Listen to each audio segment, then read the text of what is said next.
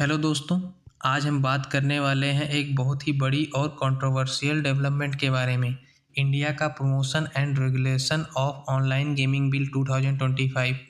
ये अगस्त 2025 में पार्लियामेंट से पास हो चुका है और इसने ऑनलाइन गेमिंग इंडस्ट्री में बड़ा झटका दे दिया है। तो चलिए डिटेल में समझते हैं कि इस बिल में क्या है, कैसे ये गेमिंग को रेगुलेट करेगा और इसका यूथ, इकॉनमी और गेमिंग प्लेटफॉर्म्स पर क्या असर होगा। सबसे पहले ये बिल काफ़ी स्ट्रिक्ट है और इसका मेन फोकस है रियल मनी ऑनलाइन गेम्स को कम्प्लीटली बैन करना। मतलब आप कोई भी ऐसे गेम नहीं खेल सकते हैं जिसमें पैसा डिपॉजिट करके जीतने की उम्मीद करते हो, चाहे वो स्किल बेस्ड हो या चांस बेस्ड। इसके अंदर फैंटेसी स्पोर्ट्स जैसे ड्रीम इलेवन, रमी, पोकर और ऑनलाइन कैसीनो सभी आ जाते हैं। लेकिन इसी के साथ गवर्नमेंट ने दो कैटेगरीज को प्रमोट करने की बात की है, ई स्पोर्ट्स और सोशल या एंटरटेनमेंट गेम्स को। Ban on real money games, जैसे मैंने कहा सभी money based online game ban हो गए हैं। Fantasy cricket app, card games, casino platforms अब इलीगल माने जाएंगे। ई स्पोर्ट्स का प्रमोशन, ई स्पोर्ट्स को अब ऑफिशियली एक कॉम्पिटिटिव स्पोर्ट का स्टेटस मिल गया है। मिनिस्ट्री ऑफ स्पोर्ट्स अब ट्रेनिंग एकेडमीज बनाएंगी, रिसर्च सेंटर खोलेंगी और नेशनल लेवल के टूर्नामेंट्स को प्रमोट करेंगी। लेकिन ध्यान रहे, यहाँ पर सिर्फ रजिस्ट्रेशन या प्राइस फीस अलाउड है, बेटिंग बिल्कुल भी अलाउड नहीं है। सोशल एंड एंटरटेनमेंट गेम्स, जो गेम्स सिर्फ मज़ा, लर्निंग और एंटरटेनमेंट के लिए होते हैं, जिसमें पैसा लगाना या जीतना नहीं होता, उन्हें प्रमोट किया जाएगा। लेकिन साथ ही कंटेंट सेफ्टी, प्राइवेसी और एज रिस्ट्रिक्शन का ध्यान रखना होगा।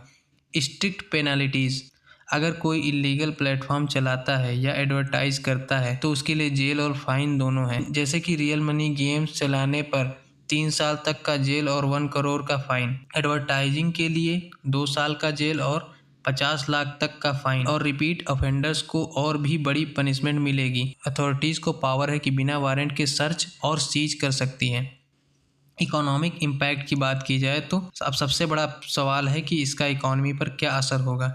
इंडिया का ऑनलाइन गेमिंग मार्केट लगभग 3.7 टू 3.8 बिलियन का है, लेकिन इस बैन के बाद इसमें बड़ी गिरावट आ सकती है। लगभग 25,000 करोड़ का फॉरेन इन्वेस्टमेंट एट रिस्क है और 2 लाख से ज़्यादा जॉब्स खतरे में आ गई हैं। साथ ही गवर्नमेंट को हर साल मिलने वाला 20,000 करोड़ का टैक्स रेवेन्यू भी कम हो जाएगा। मतलब फाइनेंशियल एंगल से ये डिसीजन काफ़ी टफ है। कौन से गेम्स प्लेटफॉर्म बैन होंगे? बिल के बाद जो प्लेटफॉर्म बैन हुए हैं उनमें शामिल है फैंटेसी स्पोर्ट्स जाइंट जैसे ड्रीम इलेवन, माई सर्किल 11, MPL, कार्ड गेम्स जैसे रमी सर्किल, पोकरबाजी और मल्टी गेम्स ऐप जैसे विंजो गेम्स 24x7।